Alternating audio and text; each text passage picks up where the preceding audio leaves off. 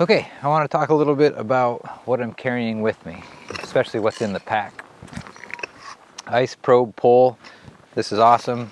It's how I gauge ice thickness quickly.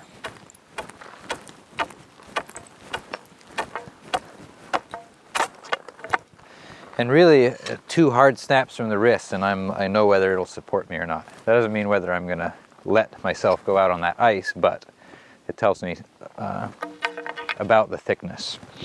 And then my picks, of course, those are to help the self-rescue, get out of the ice, get out of the water onto the ice. I've got a whistle, and then I guess the rest is inside my pack. Oh, I'm carrying a rope up high here so that I can get it and throw it if I was in the water. This is a long shot, and mostly I'm carrying a rope so that I can throw it to somebody that's in the water. But I can imagine a scenario where I'm in the water. I don't want to have the rope anywhere down. I don't want to have buckles to try to get it out. So I've already got it pre-attached up high on my backpack, and this way I could throw it to shore, throw it to somebody, and they could help get me out of the water. It's not a perfect solution, but I want it up high and I want to be able to get it with one hand, so I'm stabilizing myself on the ice shelf with one hand, throw the rope with the other. Okay, so as far as what's inside the pack, I've also got this custom crotch strap, and I didn't want like an automatic wedgie, so that's why I've kind of got that split strap in the back.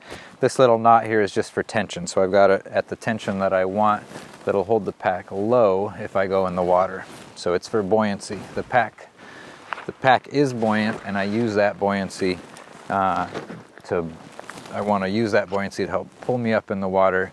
It makes a huge difference as far as self-rescue.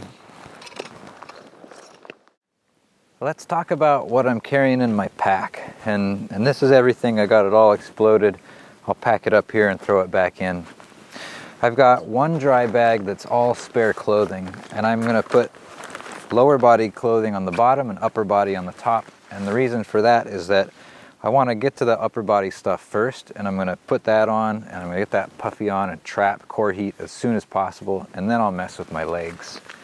So the lower body stuff, what I'm going to pack first, has some lightweight puff pants, loose fitting long johns. They're loose fitting so they'll fit as many different people as possible. Thin socks, and then I've got these heavier puff socks. These are great. They're like a puff jacket weight material, but they're socks. So that's lower body.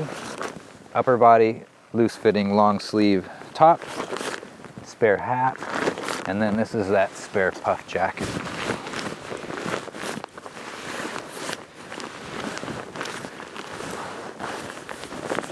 And I'm not working to compress this. I don't want to get rid of all the air, but for this to fit well in my pack, I do have to get rid of some of the air, and then this will fit really well just sideways in there. I've got a second dry bag, and this dry bag has my over mitts. I do pretty well just in these leather mitts, insulated leather mitts during the day, but I've got this spare pair here, and I want them in a dry bag in case I go through or somebody else goes through. And then I'm going to put an accessory bag in here too. So this accessory bag has my inReach, headlamp, a real basic first aid kit. This is mostly painkiller, latex gloves, a CPR mask. I've also got trauma shears in case somebody goes in. The laces and the zippers can freeze up, and you might be able to get them out with hot water, but if you don't have hot water to waste, you might need some trauma shears. And then this is a real basic repair kit. The key items here are 1-inch wide Gorilla Tape. Gorilla Tape's a good option in cold and wet conditions. And then I've got a multi-tool and just a little accessory bag of hardware. And the hardware matches my bindings, matches my wife's bindings. It's the stuff I think is most likely to get lost, to rattle free when we're out on our day trip. I've got some other little accessories in here, some tapes, mostly for fabric repairs, but that's the core. And I'm putting this in the dry bag because I want that stuff to stay dry, and because I want the excuse to trap a little more air and be a little more buoyant. And then I'm also going to pack a stove. This is a little jet boil and the smallest canister of gas. That small canister doesn't work great. I mean, none of these canisters work great in the winter, but I'm carrying it because it's so much easier to deal with than liquid gas. And I know I can get a boil or two out of that. Basically, the gas separates in here in cold temperatures, and the top half will burn fast, and the bottom half will burn so slowly it's not even worth it. If I don't use it to boil water, I might also use it or I might use it instead. I'd put the stove on it, and I can get some wood started using this. It's a little bit of a hack, and it's a little bit dangerous because you're putting fire near this. But in an emergency, in non-emergencies, we use this trick quite a bit to start fires when it's really nasty out, when it's really wet. I've got a water bottle of hot water. It's an insulated cozy. My lunch. And then this is the jacket that I was wearing earlier today and kind of want to put on now. It's getting cold again. So that's it for my kit. It is a lot for a day trip,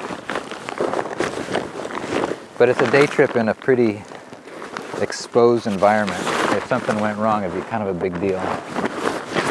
So that's why I justify that weight. Okay, that's what's in the bag.